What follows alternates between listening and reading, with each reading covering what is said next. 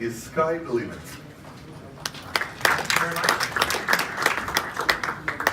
Thank you very much for the kind introduction. In the next couple of minutes, so I joined Elal around a year ago, basically to drive digital transformation and to introduce more innovation to the airline. In the next couple of minutes, I want to share with you a little bit the highlights of disruption innovation in airlines and Elal's strategy to deal with this disruption by becoming the smartest airline for the startup nation. But before I'm going to talk about innovation in aviation, I want to continue what you just said and talk about innovation in general. It's common knowledge that innovation works in S-curve. So this is time, this is number of customers. This is true for television, cell phone, digital cameras, you name it.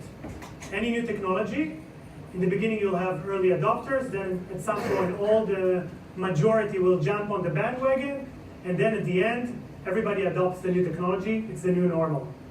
And we are all very familiar with cases of companies that could not survive the new normal. Not because they didn't try, they invested billions in it, they had the smartest people working on the problem, but they either just couldn't win it in the marketplace or change their DNA.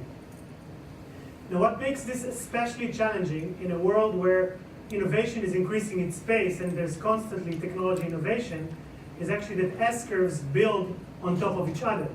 So if you talk about cell phones, right, in the 90s we had the cell phone revolution. Then around 12 years ago we had smartphone revolution. And now we're on the brink of the next S-curve. It could be voice assistants like Alexa or IoT or wearables, I don't know yet. It's also quite clear in this case that we have different winners in each one of the S-curves. Sometimes companies actually can climb the S-curve and change with the new technology disruption. One of the greatest examples is Microsoft. So they actually transitioned and changed themselves to move from selling OS and software to enterprise servers, Outlook, and now to the cloud. There's a reason why they've been one of the most valuable companies in the planet for the last 20 years. So what's happening in aviation? In aviation, we're currently in the process of transition between two different S-curves. The one that we just talked about, I call it digital aviation, started with open sky regulation and intense competition. So in Israel, every year you have an additional 10% in the supply of capacity to the market. This is combined with changing business model from low-cost carriers, the unbundling of the core product.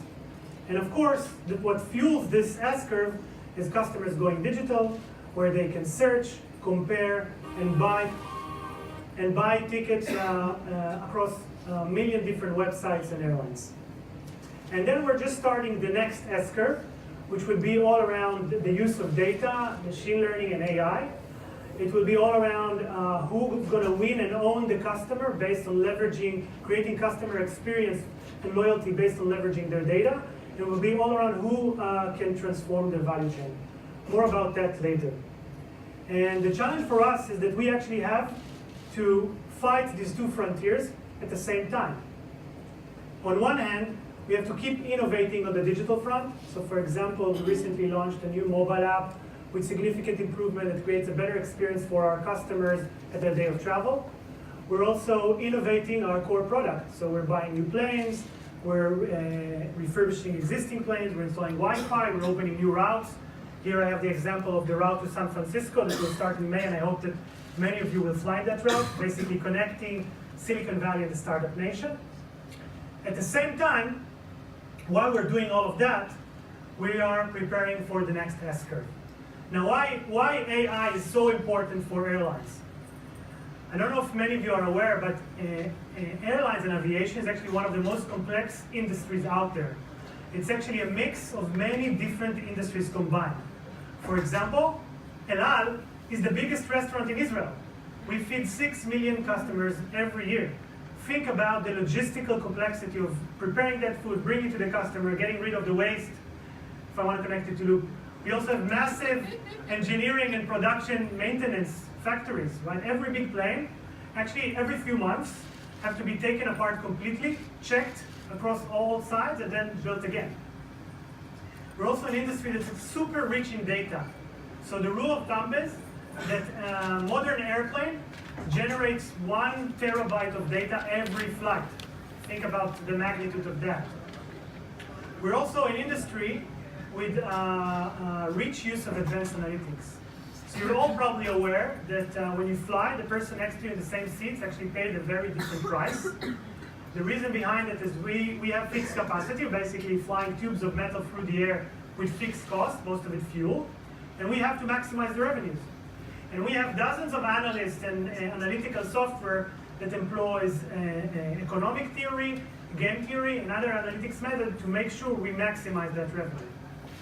So given all of that combined, it's no surprise that in a recent analysis done by McKinsey, they found out that airline here, basically they say it's travel, transport and logistics and retail. So basically an airline is actually one of the industries that has the highest potential for impact from AI. And that insight led us to define our next technology strategy for the next couple of years. We want to become the smartest airline for the startup nation, improving our customer experience and loyalty, increasing revenues, and delivering operational excellence and reducing our costs. And we realized that one of our biggest assets is that we're actually the airline of the startup nation. So to deliver that, we're actually connecting to the startup ecosystem with many different ways to do that. One of them is by launching cockpit innovation. The other one is working with startups and doing startup competition. I want to share a few examples in the next couple of minutes. We worked with an Israeli startup that created a hybrid chatbot.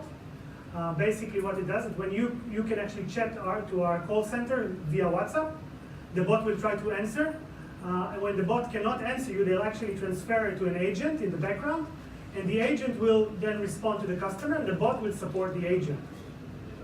We're also starting a pilot with Argos. Argos was an Israeli cybersecurity company. It was bought a couple of years ago, and they have technology for cybersecurity of autonomous vehicles. We're trying to see if that technology actually applies to connected airplanes. And in this example, so as I mentioned, every few weeks, actually you have to do an exterior inspection of the plane to see there are no damages. This is actually a French startup. They developed a drone. The drone flies around the plane, takes high-resolution pictures of the plane, and uses machine learning and analytics to see if the plane had any damages, for example, lightning strikes or rivets, etc. Very exciting technology that we explore. So we're looking actively for startups that can help us transform the business. And if there are any people in the crowd that have an exciting startup or idea that uses machine learning and AI and think they can help us in our journey to become the smartest airline for the startup nation, please feel free to contact me. Thank you very much.